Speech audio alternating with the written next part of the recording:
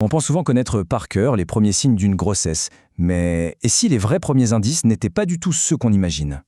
Aujourd'hui, on part à la découverte des signaux les plus secrets, parfois les plus surprenants, que le corps envoie bien avant les symptômes classiques. Quand on parle des premiers signes de grossesse, on pense tout de suite au retard de règles, aux fameuses nausées du matin. Bref, on connaît la chanson.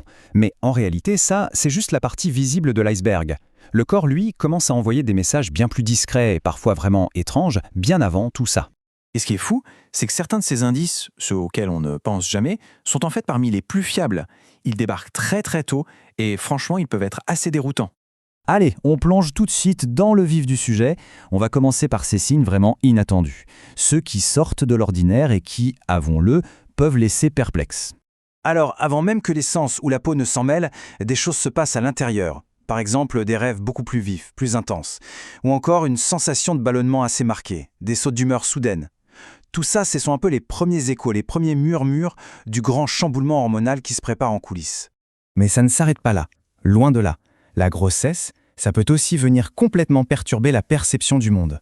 C'est là que les sens entrent en scène. C'est assez dingue, hein? Par exemple, ce fameux goût métallique dans la bouche, un peu comme si on avait une pièce de monnaie sur la langue. Ou alors l'odeur du café, qu'on adore d'habitude, qui d'un coup devient juste insupportable. Ce genre de réaction, ce dégoût soudain ou cette hypersensibilité aux odeurs, c'est un signe précoce super caractéristique. Et tout ça, bien sûr, c'est directement lié à ce qui se passe à l'intérieur. Et justement, ce qui se passe à l'intérieur, eh bien ça ne reste pas caché bien longtemps. Très vite, le corps commence à montrer des signes bien visibles, à l'extérieur cette fois. Et ce qui est vraiment intéressant ici, c'est de voir la logique derrière tout ça. On a le nez bouché ou même des petits saignements de nez. Eh bien, c'est simplement parce que le flux sanguin augmente et fait gonfler les muqueuses. Des démangeaisons, des petites éruptions, pareil, c'est le flux sanguin, mais cette fois au niveau de la peau. Et l'acné qui peut faire son retour. Ça, c'est le signe direct de la tempête hormonale qui s'installe. Bon, au-delà de ces petits désagréments, il y a quand même des effets un peu plus sympas, on va dire. On a tous entendu parler de cet éclat de la grossesse, ce fameux glow. C'est pas un mythe. C'est aussi le résultat de cette augmentation de la circulation sanguine qui donne à la peau un aspect plus rose, plus lumineux. Alors là, on aborde un autre phénomène cutané très spécifique, le mélasma. On l'appelle souvent le masque de grossesse. En gros, c'est quoi? C'est l'apparition de taches un peu plus foncées sur la peau, surtout sur le visage, le front, les joues. Ok, on a vu l'extérieur, mais à l'intérieur, que se passe-t-il exactement?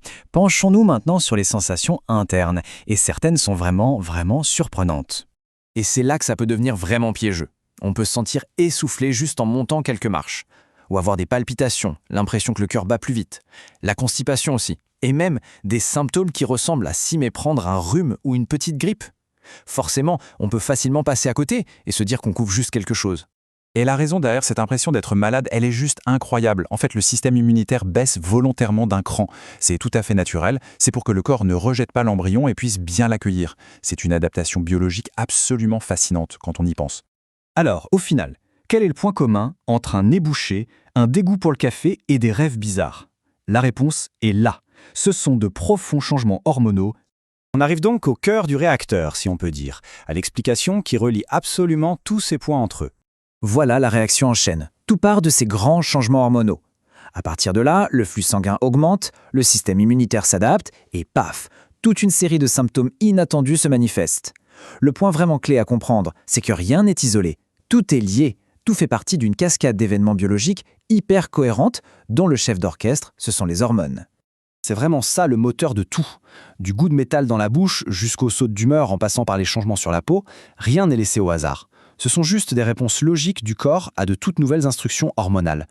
Donc, si on devait résumer, ce qu'il faut retenir, c'est que 1. Les premiers signes d'une grossesse sont bien plus variés et étranges qu'on ne l'imagine. 2. Ils peuvent toucher absolument tout, les sens, la peau, les sensations internes. Et 3. Le plus important, c'est que tout ça est lié à une seule et même cause, le grand chambardement hormonal et l'augmentation du flux sanguin.